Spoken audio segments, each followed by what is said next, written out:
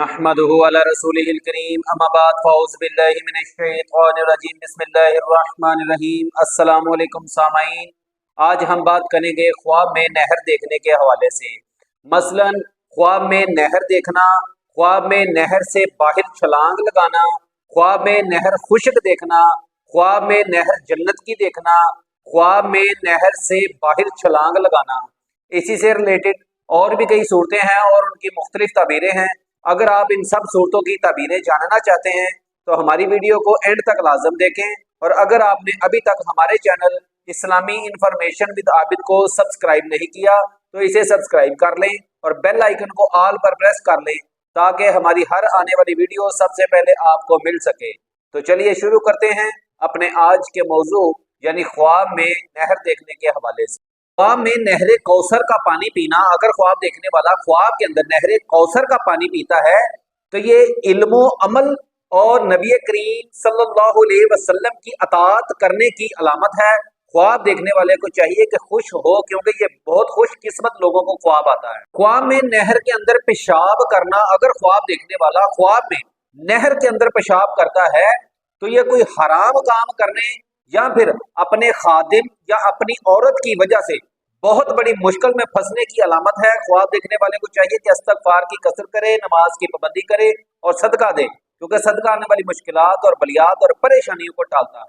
خواب میں نہر بہتی ہوئی دیکھنا، اگر خواب دیکھنے والا خواب کے اندر نہر بہتی ہوئی دیکھتا ہے تو یہ حاکم وقت سے تعبیر ہے، یعنی کہ ملک کی آبادی بڑھنے کی علامت ہے۔ خواب میں نہر جنت کی دیکھنا، اگر خواب دیکھنے والا خواب کے اندر نہر جنت کی دیکھتا ہے، اس میں پانی دیکھتا ہے تو یہ رزق میں اضافہ ہونے کی علامت ہے، اور اگر دودھ دیکھتا ہے تو یہ فطرت کی علامت ہے، اور اگر شراب کی نہر دیکھتا ہے تو یہ اللہ رب العزت کے عشق میں مدہوش ہونے کی علامت ہے، اور اگر شہد کی نہر دیکھے تو یہ علم اور قرآن کریم سیکھنے کی علامت ہے۔ خواب میں نہر خشک دیکھنا، اگر خواب دیکھنے والا خواب کے اندر نہر خشک دیکھتا ہے تو یہ کسی حاکم یا پھر کسی وزیر کے اپنے عہدے سے گرنے کی علامت ہے۔ خواب میں نہر سے باہر چھلانگ لگانا، اگر خواب دیکھنے والا خواب کے اندر نہر سے باہر کی طرف چھلانگ لگاتا ہے تو یہ حاکم کے شر سے محفوظ ہونے اور دشمنوں پر غالب آنے کی علامت ہے۔ خواب میں نہر شراب کی دیکھنا، اگر خواب دیکھنے والا خواب کے اندر نہر شراب کی دیکھتا ہے یا پھر دریا میں شراب چلتی ہوئی دیکھتا ہے اور خود کو اس کے اندر تیرتا ہوا دیکھتا ہے تو یہ فتنہ فساد میں پھنسنے کی علامت ہے۔ خواب دیکھنے والے کو چاہیے کہ صدقہ دے، کیونکہ صدقہ آنے والی مشکلات اور بلیات اور پریشانیوں کو ٹالتا ہے۔ خواب میں نہر کا پانی پینا، اگر خواب دیکھنے والا خواب کے اندر نہر کا پانی پیتا ہے تو یہ اپنے حاکم سے کوئی انعام ملنے اور خوشی حاصل ہونے کی علامت ہے۔